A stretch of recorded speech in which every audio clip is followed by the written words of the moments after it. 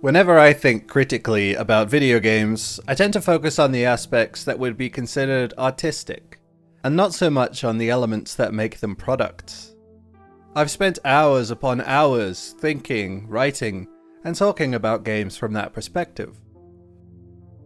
How the misery of there is no light is too nihilistic for a discernible moral to shine through.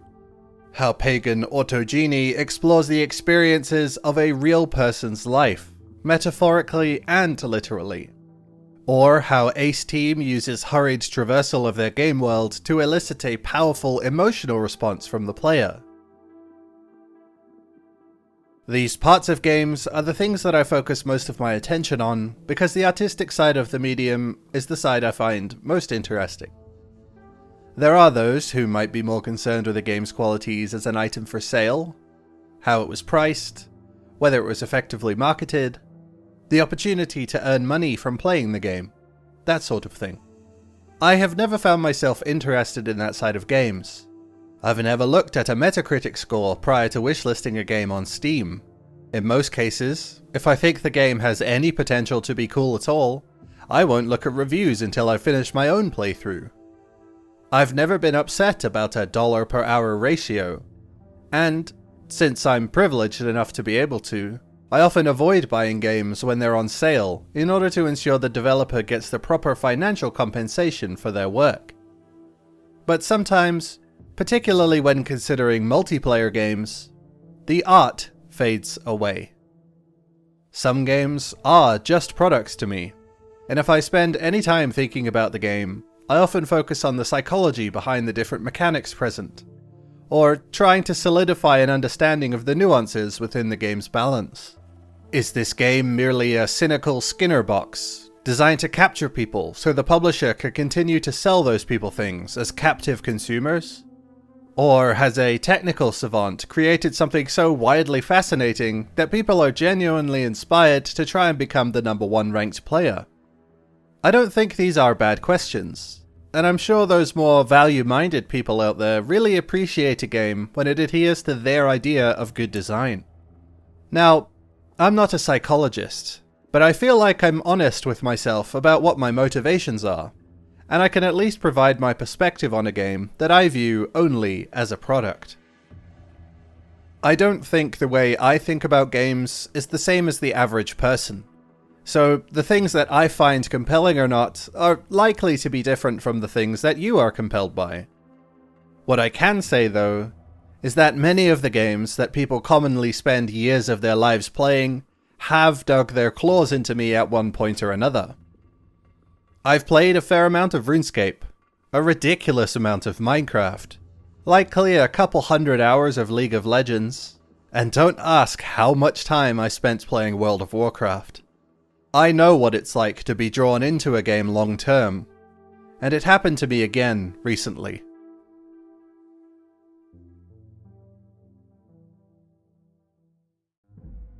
In this video, I want to talk about Rust. I want to figure out how I spent over 300 hours in the game without noticing. I want to know why people who aren't particularly good at the game keep coming back. I want to know why being killed in Rust makes people so angry. And I want to find a way to stop myself from logging back in. This is going to involve a fair amount of explaining before the examination and review begins due to Rust's surprising breadth and depth of content. There are a lot of different systems at play here, so I think it'd be best to lay it all out first, before picking anything apart. Rust is a first-person survival multiplayer game, in which players are washed ashore on a strange island populated with Soviet-era Russian structures, hurriedly abandoned a long time ago. With no guidance besides their hunger, thirst, and health bar, players are left to their own devices on the island. Will they work with others to achieve peace and comfort, or ruthlessly murder everyone they come across for fear of losing what little they have? Upon opening the game, the player is shown a list of servers to choose from, each with its own rules and game settings, controlled either by Rust's developers, Facepunch Studios, or an unaffiliated server operator. The most common variations in game settings are island size, frequency of server wipes, and item gather rate. I'm going to pretend the two handmade maps don't exist for the purposes of this video. I know they do, but I've never played on either of them, so they may as well not. The procedural island is generated upon server start, similar to a Minecraft world, though the biggest islands will not fill a map larger than 20 square kilometers. That grid will then be split into 3 climates, before the monuments are scattered across the island. Particular monuments may only appear in certain climates, so, for example, the abandoned military base will always be placed in the desert region, while the Arctic research base will always be placed in the tundra region. Monument is the name given to the game's prefab structures in which players can find loot, as well as various amenities, shops, and even NPC enemies, which differ depending on the structure. Most servers operate on a weekly wipe cycle, where once a week the server is totally reset, all player items and structures are removed, and a new island is generated.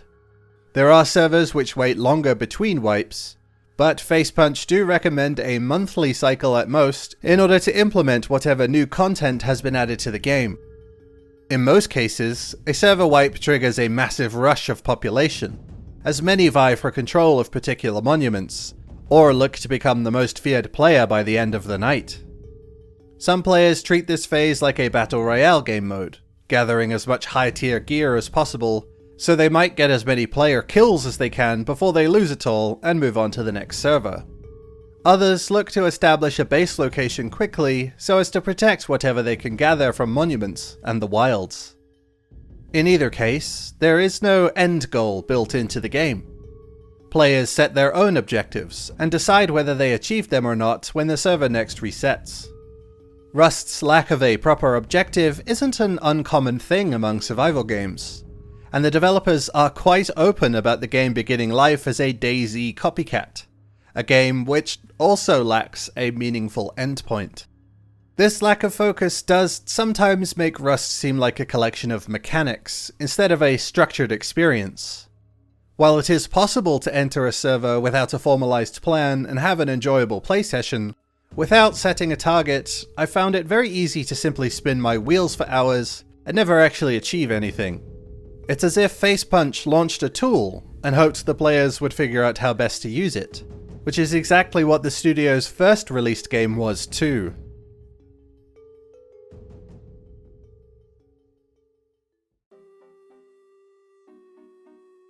Facepunch Studios might be a company that many of you are already familiar with. The company was founded in England in 2004 by a man named Gary Newman. Newman's initial motivation for starting Facepunch was to formalize development on a game called Facewound. Facewound was a 2D platformer game in which the player, armed with a variety of firearms, battled swarms of monsters as they made their way through the game's levels. Facewound was made available to users of Facepunch's official forum, and user suggestions were to be implemented into the game as development continued. Instead, however, Facewound was quickly put on the back burner as Newman's side project took over the studio's focus. The first iteration of Gary's mod was released in December of 2004, and throughout the next year, the Half-Life 2 mod would become exceedingly popular. The mod was basically a Half-Life sandbox at release, allowing players to create their own levels or game modes using Valve's assets, and then sharing them easily. After talks with Valve throughout 2006, Facepunch would work to make Gary's mod a standalone title that could be sold among Steam's first products. Gary's mod quickly became one of Steam's most popular games, and even now, almost 20 years after the original mod's release, Gary's mod still sits comfortably within Steam's 50 most active games. Facepunch maintained Gary's mod solely between 2006 and 2011, before deciding to split their attention. Facepunch staff were dissatisfied with certain aspects of DayZ, a popular zombie apocalypse survival mod for military simulator Arma 2, and figured they could make some vital improvements. In 2013, the first publicly available iteration of Rust was released into early access, followed by just less than 5 years of further development before officially releasing in February of 2018. Rust has been a tremendous success, selling over 12 million units by January 2021, and it continues to hold a comfortable position among Steam's most popular games. Facepunch's prosperity has been no accident, and I think their continued operation, considering their origin, is extremely commendable. But, you know, their two biggest projects are a sandbox mod of another game, and a standalone clone of another mod that differs by including elements from Minecraft, the most popular game of all time. These guys aren't exactly a fount of artistic vision, but they are masters of betting on the right horse. Rust still receives monthly content updates now, including new monuments, items, skins, toys, mechanical changes, and even an entire electrical wiring and piping system at no additional cost. This kind of content model is very generous, considering the game's lack of gratification systems that any other studio would be cramming in if they could, and I respect Facepunch a lot for it. But Rust doesn't exist as a reflection of the other games around it. It's much too deep for that to be a reasonable assessment of the game, particularly in regards to the complexity within its mechanics.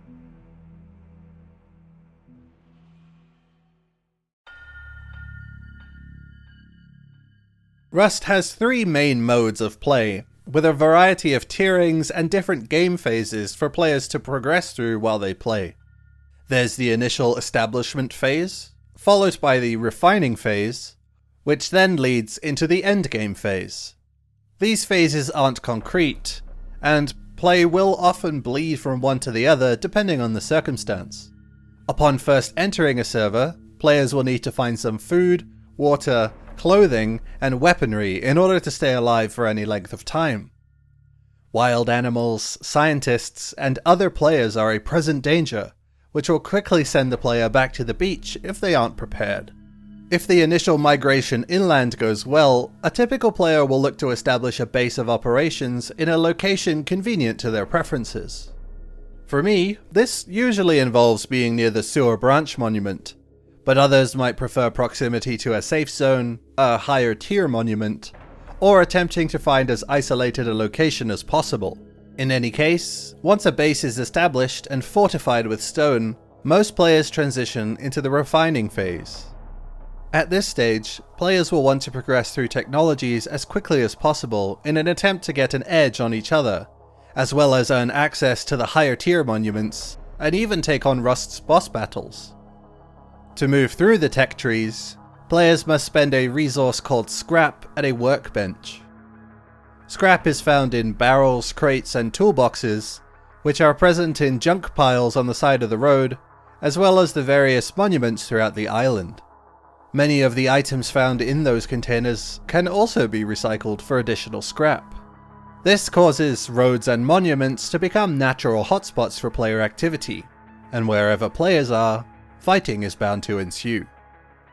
It's at this point most people notice that other players are usually a reliable source of weapons and scrap, and that it's a good idea to keep track of players who seem to be relatively wealthy. Once the player has their preferred weapons and armor ready, it's time to shift into the endgame phase. The goal of endgame Rust is hoarding, really. Defeating the attack helicopter boss rewards weapons and armor the player likely already had access to from clearing higher tier monuments, essentially making most PvE content redundant. Instead, the target shifts to other players' bases. Of course, there are options for raiding bases in the earlier modes of play, but it isn't until the endgame when it truly becomes the most potent. Rockets, timed explosives, and explosive ammunition can quickly tear through a base, but there are options for fortification to counteract their effectiveness. This is usually where most wipes end. The island is essentially conquered, and most players are ready for the reset, hungry to be the one who does the conquering next time. I find the establishment phase and the refining phase to be the most interesting, but the endgame is very disappointing. That first handful of runs inland from the beach can be thrilling, escaping the chaos of a literal battlefield as naked people throw wooden spears and discarded kayak paddles at each other. Then, the process of gathering materials to build into a base is just as tense, and the adrenaline doesn't properly die down until there's a sheet metal door between me and the outside world. From then on, things transition into a stealth game, as scouring the shelves in an abandoned fuel station turns to creeping around in the dark tunnels below the dilapidated power plant, hoping the guy with the semi-automatic rifle above didn't hear those footsteps below him. Those first few hours of a new map are unlike anything else, and I can totally understand the urge to keep chasing that rush. But once things turn to raiding other players, the momentum almost vanishes completely. I'll talk more about the meta and playstyles later on, but for now know that most bases worth raiding have been built specifically to be expensive to open, and often feature a shooting floor that gives defenders such a pronounced advantage that even passers-by are at risk of taking a bullet to the head. Most times, the effort it takes to get inside of another player's base isn't worth the expense, and all of that gunpowder would have been better used on an oil rig or something else.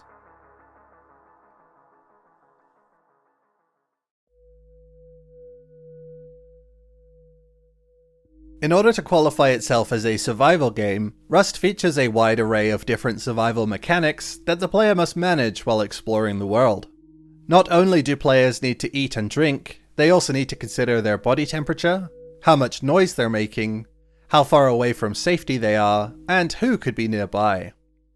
Some of these aspects can be neglected here and there, depending on player skill and overall server population. But things like starvation, dehydration, and hypothermia are present no matter how many other players are in the vicinity. There are aspects of these health-related mechanics that I like, and some design choices I find confusing. Firstly, food and water are both methods of regaining lost health in small quantities. Swallowing an entire raw pumpkin not only pushes the hunger timer back a fair way, but the player also receives a decent quantity of hydration from it, and it will heal a little over time too. Rust features a lot of options for food that may be too easy to collect. Wild animals can be hunted and harvested for food. Most monuments contain or are surrounded by food crates. Riverbanks periodically generate a bunch of ripe pumpkin and corn plants to harvest. And there are plenty of berries and mushrooms to gather from the forest floor. You can even eat fish or cactus if you want. Starvation is almost never a concern, and while that does sound like the mechanic is wasted, I don't think making food more important would amount to more interesting gameplay. It'd be extremely irritating to get hungry mid-battle and start starving to death, so I can understand why the mechanic has been minimized. But if it's going to be minimized to the point of barely mattering, it may as well not be in the game at all.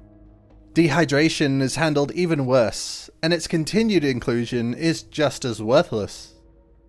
Players can find old bottled water in the same food crates around monuments. They can also drink river and lake water directly, without boiling it first. And there are a range of rain catchers and water purifiers the player can use to collect water to drink as well. Hydration depletes much slower than hunger, and many foods also replenish some quantity of hydration too, making it so the player almost never has to drink water at all. Eating raw meat or rolling the dice on a jar of pickles can cause the player to vomit, drastically reducing their hydration levels. But a quick trip to a nearby river or monument will basically remedy this concern entirely. And not only does this mechanic barely impact the player normally, even if the player is starving or dehydrated, they can still regain missing health by wrapping a bandage around their arm, negating the damage being dealt by one of these bars being too low. In contrast to these non-systems, I think the way body temperature is implemented is fantastic. The island is split into 3 climates that each have different daytime and nighttime temperatures, and each climate reacts differently when the weather changes. The temperate climate is the least extreme, with comfortable day temperatures and night temperatures that aren't life-threatening to a clothless person.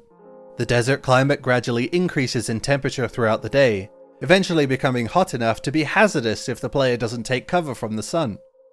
Then as night falls, the temperature plummets to dangerous lows, which could potentially cause hypothermia if the player is unprepared. The tundra region is cold all day, but it becomes extremely perilous in the night, which definitely caught me off guard the first time I got stuck outside in a frozen monument. And on top of that, the cold can be worsened by wetness. Getting rained on, stomping through a river, or taking a swim in the ocean will cause the player and their clothes to become wet, which makes the cold much more lethal. There aren't ways to towel off. Instead, players need to find or make a source of warmth, or change clothes for a bit and wait to dry out. So getting wet can be troublesome if it happens at an inopportune time. Fortunately, rain doesn't fall in the desert, and the snowfall in the tundra doesn't wet the player as thoroughly as the rain does, but the temperature gets even lower during a snowstorm. This stuff is excellent, and it does a lot to make the island as much of a threat as anything living on it. Plus, the pronounced climates keep figuring out a good location to set up home fresh with each new map. The rain can also be used to mask the sounds of footsteps, which is as much a pro as it is a con.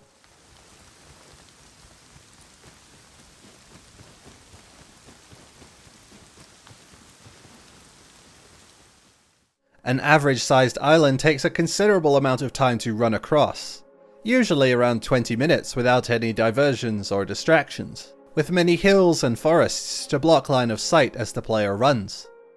Because of those hills and forests, players are much more likely to hear each other at a distance compared to the likelihood of being seen.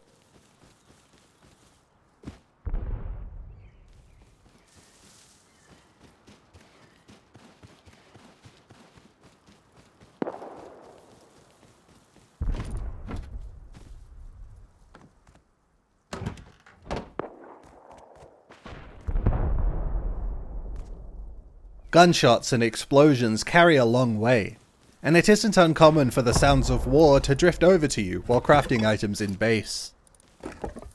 It's incredible how well the spatial sound system works. It even makes the darkest spaces navigable without a light. And sometimes, sitting silent in a pitch-black cave is the best move.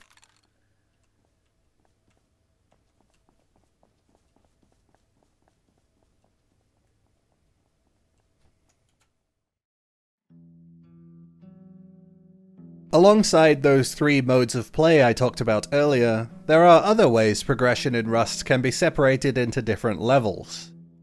Technological stages, monument stages, and structural stages are all progressed through independently, which is quite overwhelming to newcomers. The first technological stage is often referred to as the primitive stage, where players are equipped with spears and bows, as well as whatever they can scavenge from toolboxes on the roadside.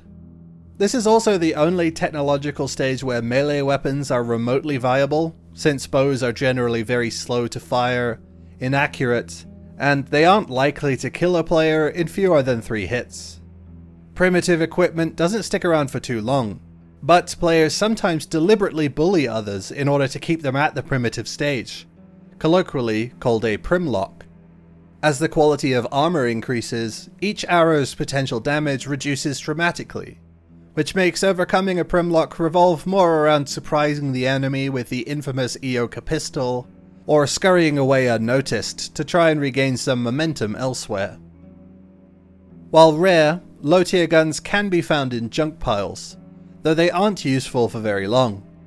Considering how inaccurate it is, the revolver's pitiful damage output only slightly outperforms a crossbow. I spoke with players who would rather the crossbow over the revolver, and considering the expense of crafting bullets at this stage of the game, I think I agree with them. Of course, you'd take the revolver over nothing, but the real prize of the primitive stage are the shotguns. There's no greater trump card than pulling out a double barrel and blasting someone away.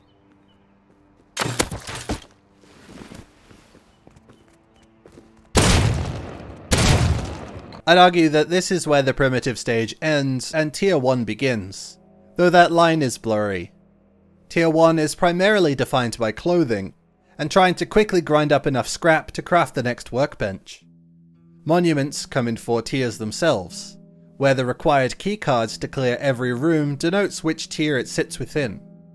I think the number of different tier 0 monuments is great, and there being multiple of each on the map helps mitigate the relatively slow repopulation time of the loot within, most importantly of which is the green keycard. NPC scientists can also drop green keycards, but progression then gets into a bit of a bottleneck. Tier 1 monuments require a green keycard in order to clear every room. There are 3 Tier 1 monuments, and only the harbour can appear more than once on each island. At least it could. The ferry terminal was added while I was writing this video, and I think it takes over a spot from the harbour, but I'm unsure. Checking the official servers was inconclusive, since the maps are usually gigantic. That being said, the ferry terminal doesn't have a green card room, so smaller maps are even more bottlenecked than they were before.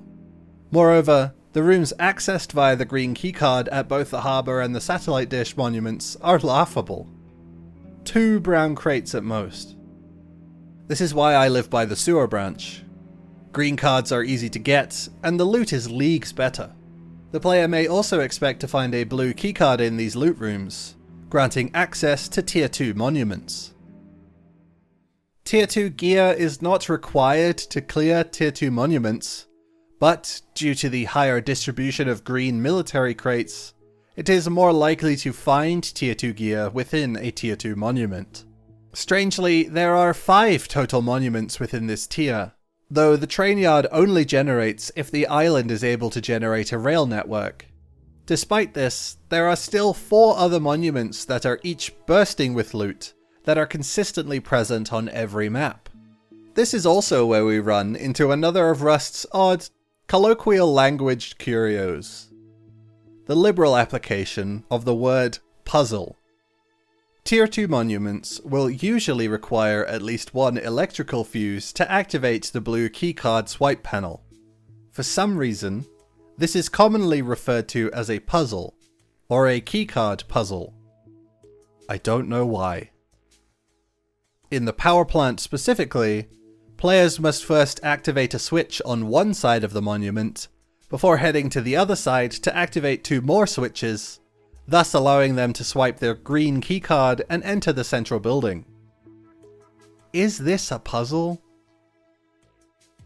At the water treatment plant, players may either turn a wheel to manually open a large door, or swipe a green keycard to enter the central building to access the fuse box, replace the fuse, and then travel over to a separate building where the blue keycard is swiped to enter the final room.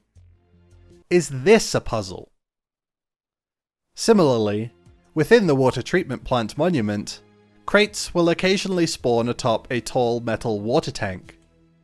The original ladder leading to the top of the tank is broken, so players must climb the pipes sticking out of the side of the tank to reach the top. This is casually referred to as a jumping puzzle, and I have to ask, is that even a thing?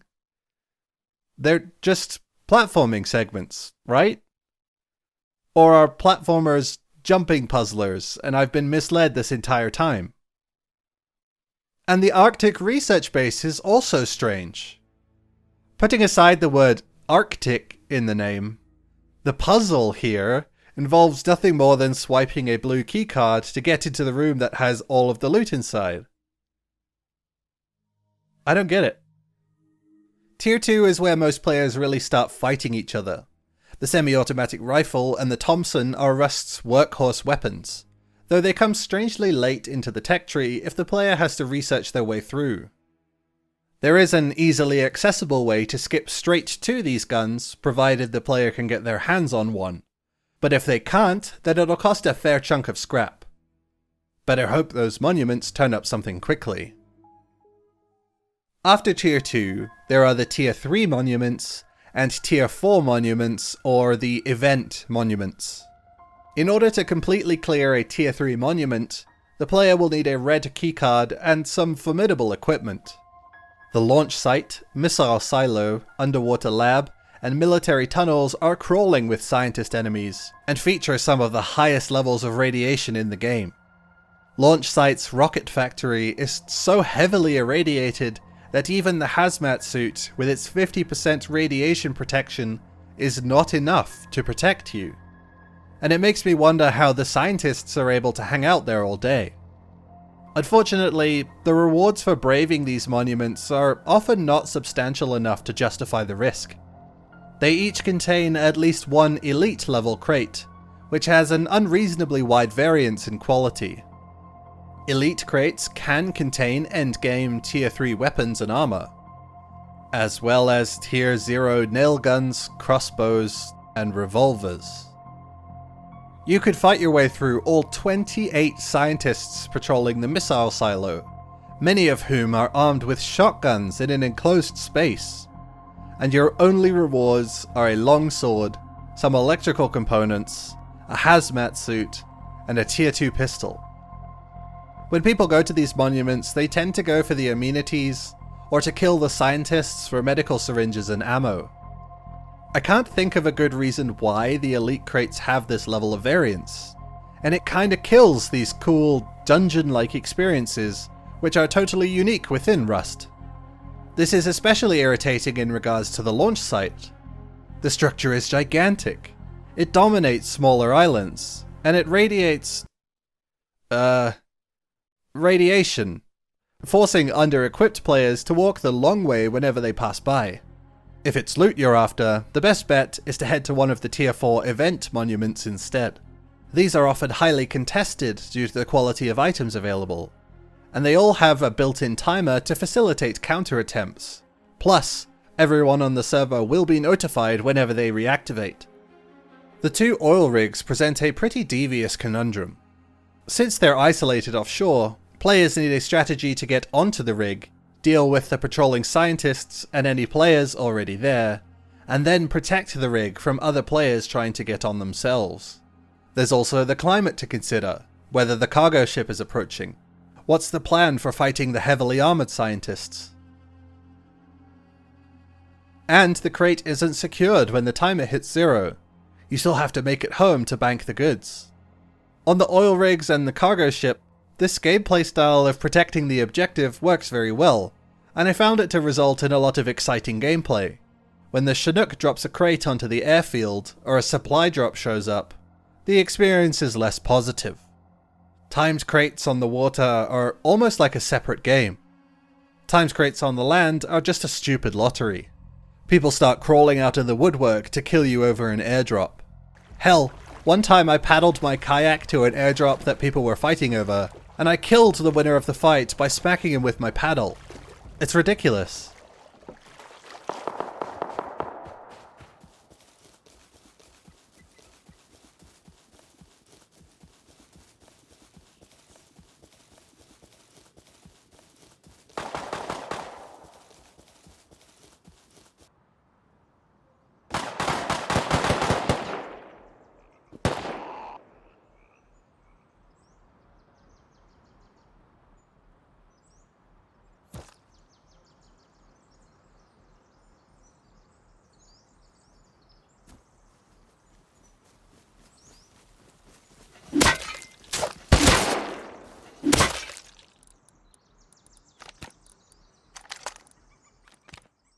The gunplay in Rust is super solid.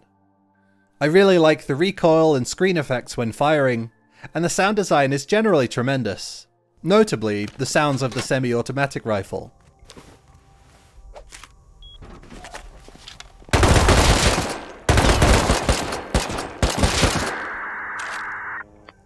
I enjoy clicking on people, and the headshot sound is supremely satisfying.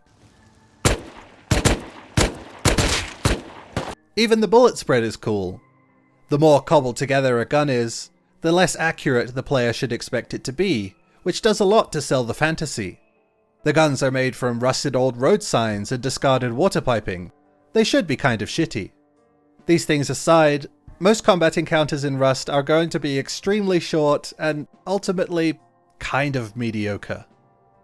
The time to kill is extremely fast in this game, even with the highest quality armor equipped.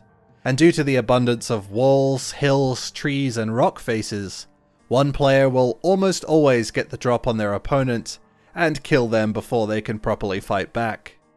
The vast majority of my deaths were dealt to me by somebody I never saw, and I'm sure a large proportion of the players I've killed didn't see me either. Sometimes it feels like players have an innate ability to only notice you when you make a break across a large open space, or manage to whip around a corner when you're otherwise preoccupied. Very, very suddenly, all of the gear you had on you and all of the items in your inventory are now in the possession of someone else, who may as well have just materialized out of sight. If you're far away from your base, you might never see them again, and your stuff is gone for good. The speed at which a fight can end, combined with the time it takes to rearm, tends to lead new players into one of two diametrically opposed mentalities, both of which must be overcome in order for players to improve at the game at all. The first is often referred to as gear fear. The player becomes so risk-averse that they avoid other players entirely, never clear monuments, and, in more extreme cases, never venture too far from their base for fear of dying. This style of play is not only ineffective, but it also brings into question whether Rust is a game this person should be playing at all.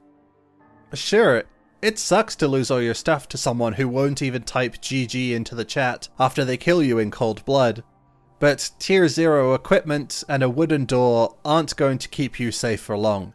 The other mentality is equally unproductive, becoming so detached from gear that you don't even care about losing it. Players like this are completely relentless in totally fruitless ways. Everything gained is something lost moments later when an obviously doomed attack doesn't work out. Every death is a trip back to the beach. Before long, the more patient players will be armed well enough to be able to swat you away, and the victories will cease entirely. From the outside, the failings of each of these playstyles seems fairly blatant, and yet players will return wipe after wipe to do exactly the same thing they did before. The ideal is to sit somewhere between these extremes, taking calculated risks, and learning to walk away from a challenge that comes at a bad time. Once a player has overcome these ineffective strategies, they can move on to investing more time into learning the gunplay, and then the macro game decision making will also develop alongside it. That is, if you don't get sick of the other people playing the game first.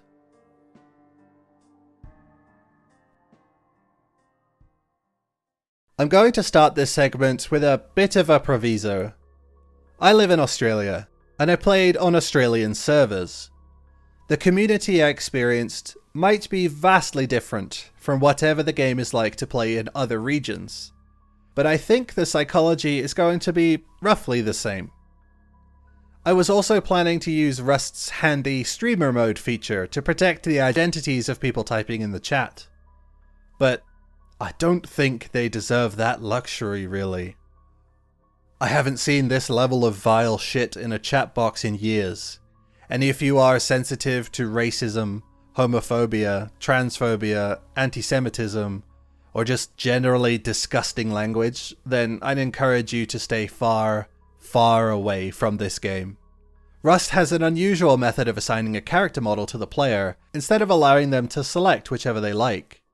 The character parameters are derived from the user's Steam profile, likely to bring some diversity to the game, so it isn't all just white dudes running around. My character is a bald, dark-skinned woman with a sharp nose and soft cheekbones. Her name is Shantae. When playing as Shantae, some people will use a specific slur when referring to me in-game, which is frankly revolting. Putting proximity-based voice chat into a game like this was genius until these guys showed up. And Facepunch are well aware of this problem, though they prefer to lampshade it instead of doing anything about it. Moreover, most messages sent to the text chat are just people angrily hammering at their keyboard after losing their rock to someone with a pump-action shotgun. People get irrationally angry when killed while naked, typing up a storm until half of the server is telling them to log off. There are plenty of good reasons to kill a naked player, and the killed player has likely died in the best way possible. They lost nothing. But that doesn't stop them. This does leave less ruthless players in the lurch. Kill a naked player, and potentially have them badger you for an indeterminate amount of time, or take the risk and let them live, hoping they aren't secretly carrying a weapon and making some kind of deceitful play. Damned if you do, damned if you don't. And people play underhandedly all the time. They'll beg for items they don't need in order to ambush their victims. They'll lure players away from safe zones when making trades, so they can just steal the items. They'll run around outside of a base, and then silently walk back to the door to try and trick people into thinking they've left. One time, a player with a helicopter offered to perform a backflip with me on board, but instead they just crushed my character against a catwalk, killing me and leaving my body fully inaccessible, all the while dispensing some sage-like wisdom about how you shouldn't trust people in Rust. Okay? I expected we'd do something fun in this multiplayer video game together, and instead you just voided all of my items for no reason. And it isn't like there's some kind of asshole mandate in place. At least with things like door camping, there's a clear benefit. Likely the second most reviled action a player can engage in, door camping is the simple act of standing outside of someone's door in hopes of ambushing them. It's considered bad manners, and while I agree, I don't think it's as bad as people make it seem. Door camping only really works if the base is vulnerable to it, which is a failure of base design more than anything else. Putting a window next to your external doors, making a second exit, building a tower so you can see all possible hiding places from which you might be ambushed upon leaving. All methods of keeping door campers at bay. Although, you should be careful with that last one. By far, the quickest way to earn a negative reputation on a server is by roof camping. In some cases, even the presence of a high shooting floor atop your base will earn ire from the neighbors. Roof camping utilizes a couple of Rust's quirks as a means to terrorize as many people as possible. Firstly, the high weapon damage leaves victims unaware of who's shooting at them until it's already too late. Then, a competently designed base gives the camping player their vantage to shoot from, and protects them from counterattacks with plentiful cover. Next, if the unlikely does happen and the camper is killed, they'll respawn within the same base and quickly reclaim their items, denying anyone who beats them in a firefight their trophies. And finally, indiscriminate targeting. Nobody knows who's carrying the bag, so everyone has to die. Compared to standard ground combat, the risk-reward of roof camping is absurd. The strategy is regularly bemoaned as destroying the spirit of the game by poisoning the player versus player direct confrontation combat. But I don't think it is. There are a lot of shady, dishonorable things going on in Rust all the time, and if there was some form of etiquette-based fighting going on, then it is long dead now. It's almost like one of the game's most fundamental components encourages people to build castles.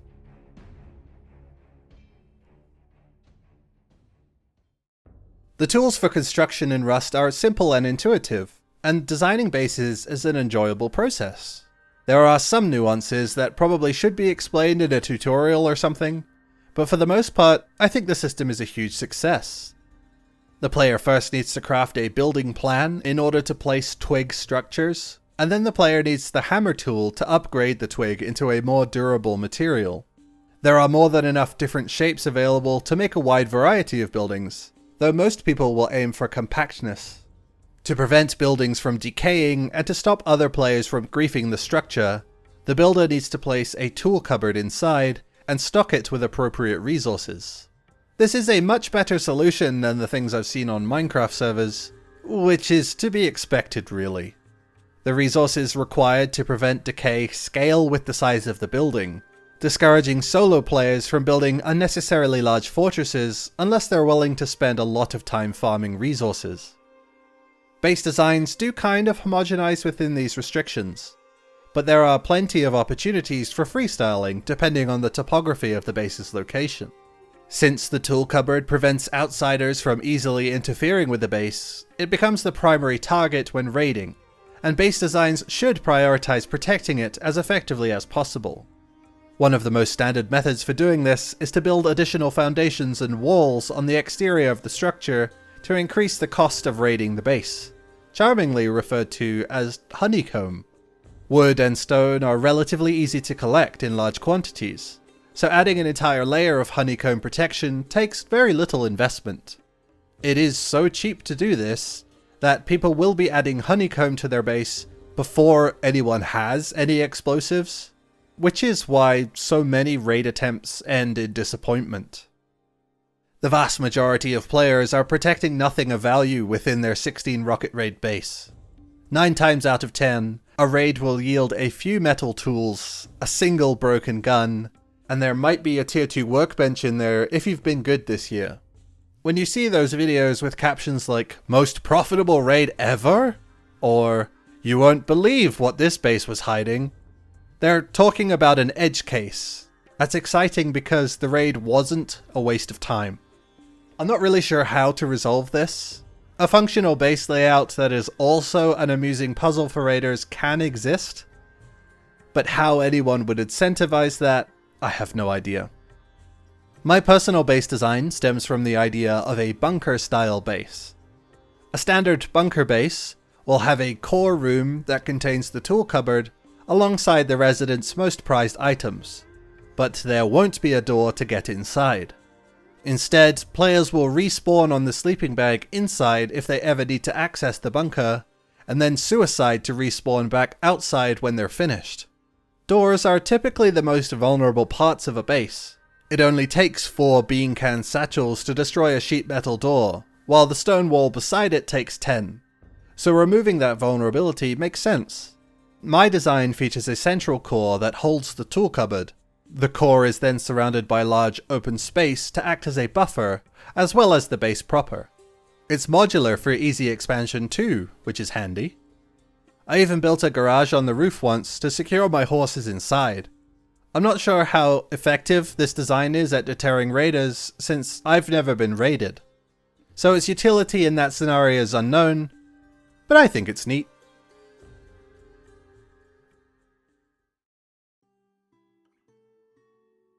I've lost count how many times I've built this base. It was relatively late into my playtime when I decided to design my own, and Rust doesn't keep track of how many different maps a player has joined. I don't know how many total wipes I've played either, but I think I've seen more than enough to get a decent understanding of how the game functions. At over 300 hours, there are going to be plenty of veterans who disagree with that assessment. But I think that's more of a coping mechanism than it is derision from authority. Even on servers that advertise themselves as friendly to new players, there will be a handful of people with thousands of hours insisting that it isn't possible to truly understand the game without a 4-digit playtime. Which isn't true. The game isn't that complex or nuanced, and there are hundreds of tutorial resources online that explain how everything that has complexity can be understood. This would be gatekeeping if it wasn't so glaringly insecure. These people know they should probably stop playing Rust, but they won't, or can't. Rust's most cunning piece of design is the wipe cycle. With each new map, players get another chance to be the one to come out on top, or to prove that last time wasn't just luck. Maybe the monuments are in a more favourable position this time. Maybe your first spawn location gives you everything you could ever want. What if you are the one to pull the Thompson from a crate by the beach? It taps into the same mentality as gambling. Rust also includes roulette, blackjack, slot machines, and poker in-game, which isn't inherently a bad thing, it's just a funny coincidence. In fact, I don't think there's anything inherently evil about Rust taking advantage of people's proclivity to gamble, especially considering it doesn't cost money to play each wipe. But it does imprison its community, which is why it can feel like 2013 in here. People with Towley the Towel profile pictures, calling things they dislike gay, a server plugin that mutes players if they type racist or homophobic slurs in the chat, but does nothing about ableist or anti-Semitic language. It's just so antiquated, and it's kind of embarrassing. These guys are the juvenile peaked in high school type, which I guess explains why they want to return to those intolerant times. That being said, this community is surprisingly tolerant of things that I don't think they should be.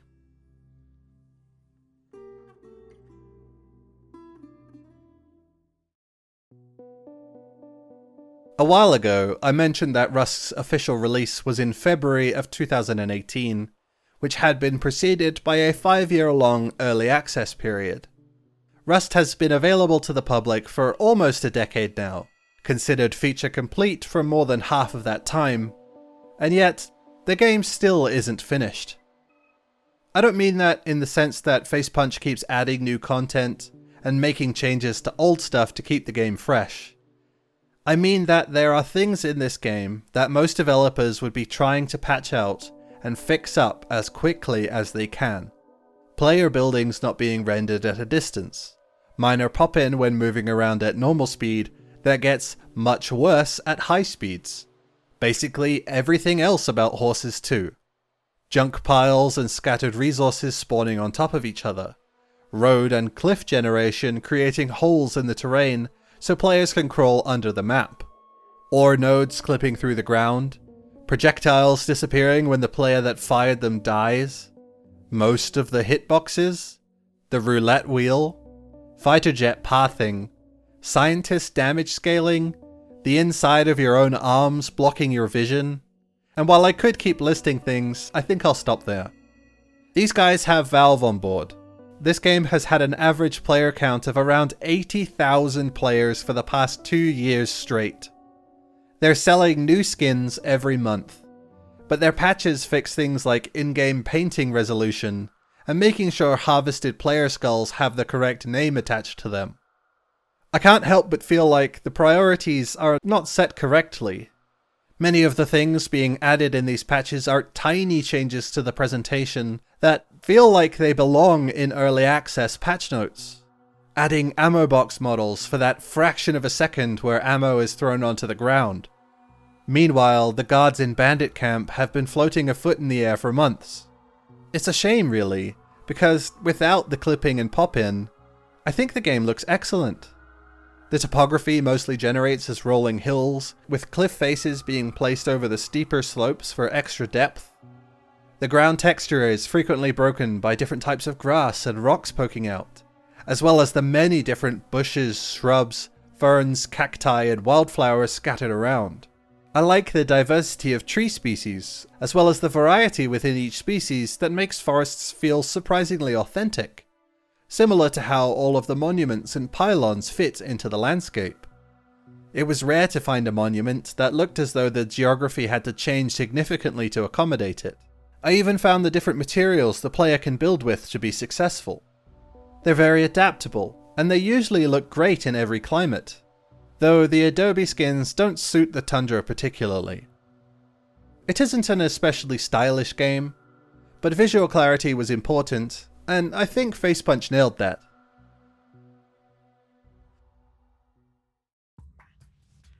I obviously have mixed opinions on Rust. There's a lot about the game that I respect. It's overflowing with all sorts of things to do. There are challenges to overcome, mechanics to master, and you might even meet someone cool and have some funny moments together. Rust has potential to be a fun experience, but it almost never is. Progression can be painfully slow without a good deal of luck, and that luck can turn in an instant. Getting back on the ball takes a while too, so there's always a lot of downtime. There are plenty of dead servers for new players to get to grips with the gunplay and plan out their progression, but eventually you have to transfer to a populated server, which exposes you to the other people playing this game. Plans will be foiled, shots will be missed, gear will be lost, and you might get addicted to the pain. You can turn off the voice chat and the text chat, but then why are you even playing a multiplayer game at that point? And the thing is riddled with technical problems that the developers don't really seem interested in fixing. I don't like this game, and I wouldn't recommend it.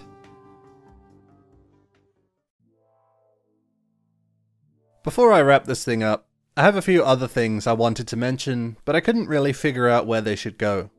Alongside the horses, kayaks, motorboats, and helicopters I've mentioned previously, there are a bunch of other modes of transportation available in Rust.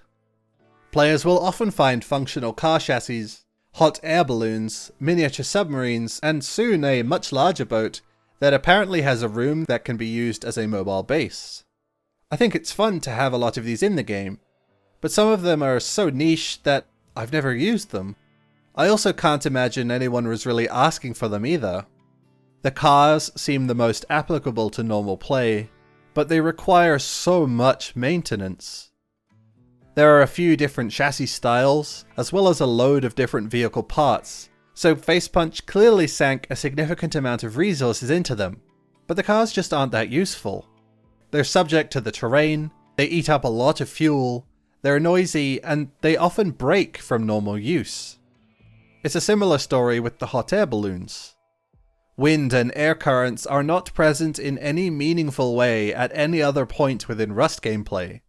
They exist solely to facilitate hot air balloon use. I don't think Facepunch spent years and years perfecting their air current mechanic, but they did spend time on a feature that isn't at all useful and would have been better left in the concept stage. I'm sure I don't need to explain the absurdity that is the presence of a slow-moving mode of transport that's highly vulnerable to projectiles in a game about shooting each other with guns, so we'll move on. The aquatic vehicles make a lot more sense to me. Being able to live in a boat and drive around the island sounds like it could be fun, provided the boat is indestructible or something though. There's quite a lot to do on the water already, so more boats seem like a natural addition. And with more players on the water, the usefulness of a submarine naturally increases, so I think their inclusion is a good idea. I also really like the DIY look of the submarines, even if they'd probably be lethal to operate. Trains are also present on the island, above and below ground. They control intuitively, and you can leave the throttle on without having to stay within the cab.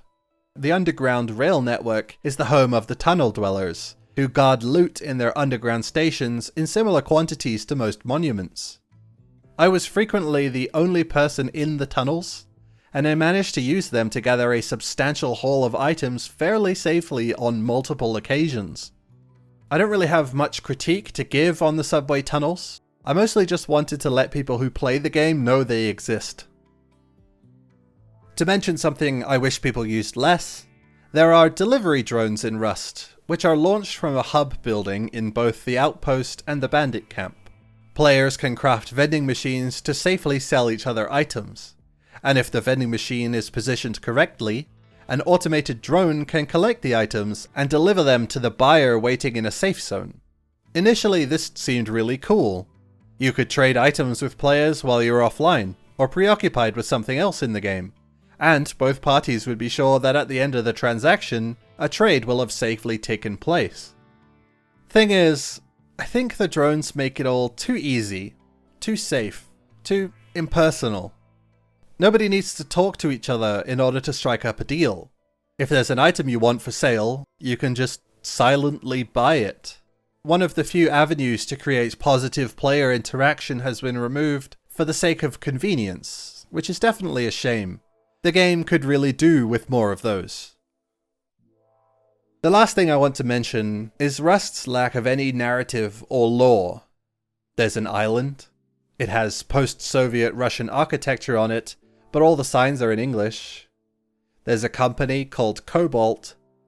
There are the bandits and the scientists, who may or may not be related. Some scientists are hostile while others aren't. Players wake on the beach like they've been washed up there after falling into the sea. It's called the Arctic Research Base, but there's no explanation for anything. These things just are the way they are. I'm not saying it all has to link into some grand narrative, or that it isn't possible to enjoy a game without the setting being explained, but there is kind of a theme here, and Facepunch hasn't done anything with it.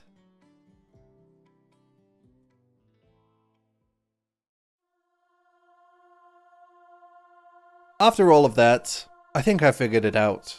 Rust took advantage of some of my psychological urges to get me to engage with it for hundreds of hours. I was fed just enough victory to counteract the defeats and keep me coming back.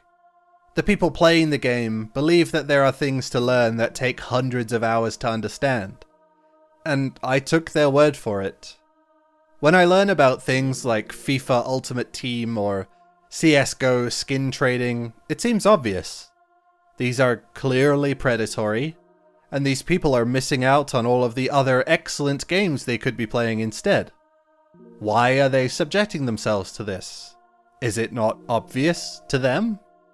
From now on, I'll think back to the things I had to put up with and ignore so I could play more Rust. The slow build, the sudden deaths, the player base, the half-baked mechanics, the absence of polish. This game launched in early access in 2013, and it never left, functionally and psychologically. Facepunch Studios will never finish the game, because it's far more profitable not to. Because Rust isn't an artistic expression. It's a product. It wasn't made to elicit emotion in the player. It wasn't made to capture a life or a world. It wasn't even made to be original. It was made to be a cancer. And like a cancer, it should be cut out.